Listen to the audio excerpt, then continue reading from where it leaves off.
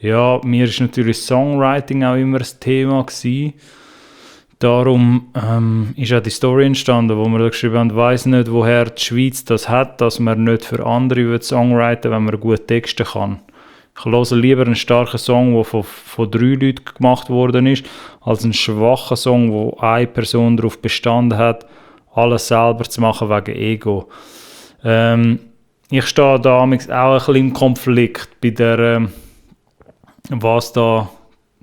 die Lösung ist, nach der man sollte gehen. Offensichtlich gibt es kein richtig oder falsch, wenn es jetzt darum geht, dass wenn du Künstler oder Künstlerin bist und du willst irgendwie deine Songs selber schreiben und du willst das auch nur für dich selber machen und am besten auch eben nach Do-it-yourself-Manier alles selber machen und mit niemand anderem Kollaborationen machen, dann go for it. Ist natürlich auch ein Lösungsweg. Ich habe dort das ein bisschen ausbalancieren, glaube ich, mit so Stories,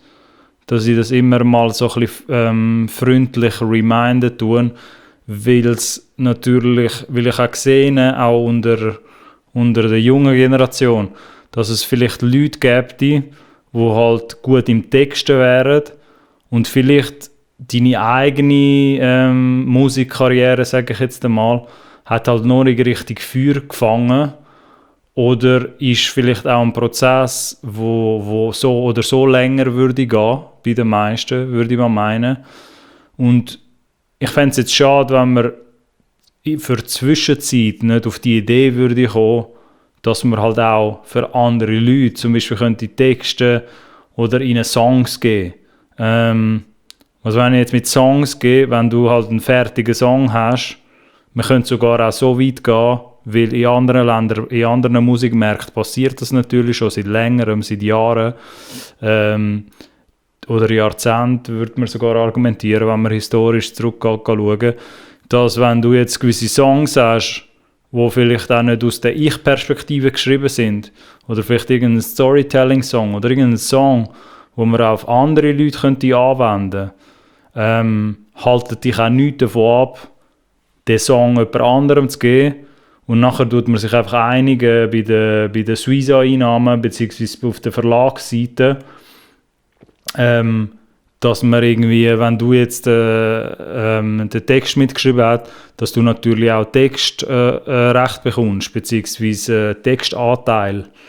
Oder sogar, wenn du noch weiter willst denken und sagst, okay, du hast einen vollfertigen Song, der auch noch mit einem fertigen Beat bzw. mit einer fertigen Komposition,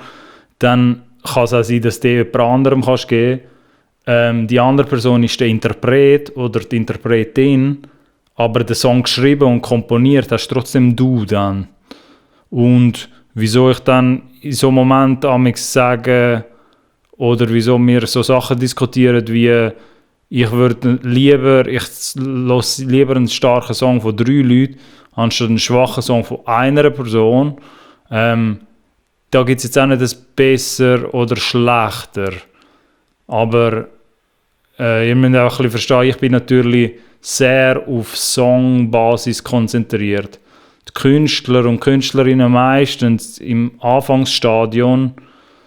interessieren mich schon, aber auch nur bis zu einem gewissen Punkt, weil ich halt weiss, dass jetzt zum Beispiel Leute, die da zuschauen, oder Leute, die ich selber beobachte, auch bei den jungen Musikschaffenden, dass ich weiss, dass das Jahre noch gehen kann, bis sich gewisse entwickeln. Und das kann noch sich in alle Richtungen entwickeln. Darum schaue ich mir am Anfang sehr selten das Künstlerprofil an und bilde mir schon meine Meinung, weil ich halt weiss, okay, dort sind Sachen am Wachsen und sich am Weiterentwickeln. Und das ist ein stetiger Prozess, so wie wenn dich jetzt vergleichen würdest vor 6 Monaten, bist du eine andere Person, der Zuschauer oder die Zuschauerin, bist du sicher ein anderer Musiker gewesen, als vielleicht jetzt nach 6 Monaten. Und das ist halt eine stetige Weiterentwicklung. Darum schaue ich mir halt meistens immer die Songs an, weil die Songs kann man sich schon analysieren, auf kleinem Level, auch bei unbekannteren Künstlern und Künstlerinnen, kann man eben schon identifizieren, ob der Song jetzt stärker ist oder schwächer. Und dort fände ich es jetzt einfach schade, sage ich jetzt einmal, aber eben dort gibt es wieso noch keine, das würde auch noch ein bisschen länger gehen, glaube ich, bis die Jungen auch entdeckt haben für sich, dass man auch Songwriter kann für andere Leute, weil beim Produzieren hat man sich jetzt wie so ein bisschen schon darauf geeinigt, dass man könnte für andere Leute produzieren, wenn man jetzt ein Künstler wäre, der halt beides kann, selber Artist sein, aber auch noch gut Beats machen oder produzieren, dann sehe ich das jetzt, kann ich das schon mal beobachten jetzt amigs, dass halt auch Jüngere auf die Idee kommen, dass sie anderen ihre Beats geben, anstatt alles für sich zu behalten, sage ich jetzt einmal, wenn man jetzt gut produzieren könnte. Aber beim Texten sehe ich, ist noch ein Vorbehalt da. Und ich sage jetzt auch nicht, das andere Extreme machen nur noch das und geben alle eure Texte weg, aber ich kann das visuell reminden, zum aufzeigen, das kann vielleicht eine völlig andere Parallelwelt sein, wo man sich dort aufbaut, ein völlig anderer Kosmos, wo auch gar nicht so viel muss mit dem Künstlerbild oder ja, es muss gar nicht mit dem Künstlerbild oder deiner Rolle als Interpret oder Artist muss es gar nicht zwingend in Verbindung stehen oder kann völlig unabhängig davon sein. Und gewisse haben das, ich sage mal, gewisse, die so kann man schon beobachten, gewisse Musikschaffende, die so im 2013, 2014 angefangen haben, bei denen sieht man, dass die teilweise sich die 2 Lanes gemacht hat, sprich einmal die Artist-Seite, aber also Solo-Künstler sein selber und Songs releasen oder halt für andere produzieren oder für andere Songs machen. Und es gibt, wie gesagt, kein allseits Rezept, wie das machen solltest, aber einfach um ein bisschen den Horizont erweitern oder Perspektive erweitern, kann man halt ruhig auch dort auf so Gedanken hören, wenn einem plötzlich die Idee kommt, hey, der Text, den ich da habe, der passt ja vielleicht nicht für mich, wo ich da geschrieben habe, der passt vielleicht gar nicht für mich, aber vielleicht wird er auf irgendeine andere Person passen oder irgendjemand, wo ich im Umfeld habe, wo halt auch Musik machen oder wo man schon sieht, wo aktiv an Musik machen ist. Und es wäre jetzt nicht so viel Aufwand, dieser Person den Text zu geben und dann zu sagen, hey, wir splitten uns einfach zu Einnahmen oder machen dort einfach eine Beteiligung ab. Und das kann sogar so weit gehen, dass halt eben, wie gesagt, ganze Songs jemand anderem ist, voll produzierte, ausgereifte Songs. Jetzt will das mit dem lieber das als ein schwacher Song von einer Person, die eine Person, die halt vielleicht am Anfang noch schwache Songs hat, kann sich natürlich schon insoweit verbessern, dass du irgendwann so gut wirst, dass deine eigenen Songs halt so der Hauptbestandteil ist, wie du gegen aussen dich präsentierst. Aber das kann teilweise so ein langer Prozess sein, also wir reden da über Jahre, wo sich das halt entwickeln kann bei den meisten, dass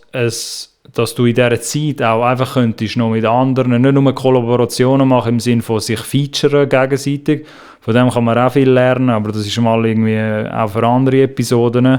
aber dass man halt einfach merkt, okay, wenn man sowieso schon fleissig am Texten ist, dass man vielleicht einfach den Schalter umkippt teilweise, wenn man das möchte oder wenn man das möchte ausprobieren, dass man den Schalter auskippt und denkt, okay, der Text, den ich jetzt da gerade geschrieben habe, ist der für mich oder wäre ich auch cool damit, wenn ich den Text jemand anderem könnte geben und die Person tut das nachher performen. Und dann merkt man vielleicht dort, dass man völlig eine neue Ebene aufgemacht hat oder sich erschlossen hat, sage ich jetzt mal, eröffnet hat, wo vorher noch gar nicht existiert hat. Darum Songwriting in der Schweiz natürlich noch ein kleines Thema, sage ich jetzt einmal, immer noch. Aber kann ein Thema sein, das sich sicher auch weiterentwickeln wird in den nächsten 5 bis 10 Jahren. Und ja, ihr könnt natürlich selber entscheiden, ob ihr dort auch noch mitmachen wollt auf dieser Ebene. Für Leute, die jetzt da halt eher auf der Künstlerseite sind und selber Sachen releasen, dass er vielleicht euch auch mal könnt inspirieren lassen, für andere irgendwann mal zu texten. Und oder auch produzieren für andere Leute, wenn man jetzt mega krasse Beats hätte, logischerweise. Von dem her, ja, schauen wir, was das sonst noch zu bieten hat und bis zum nächsten Mal, würde ich sagen.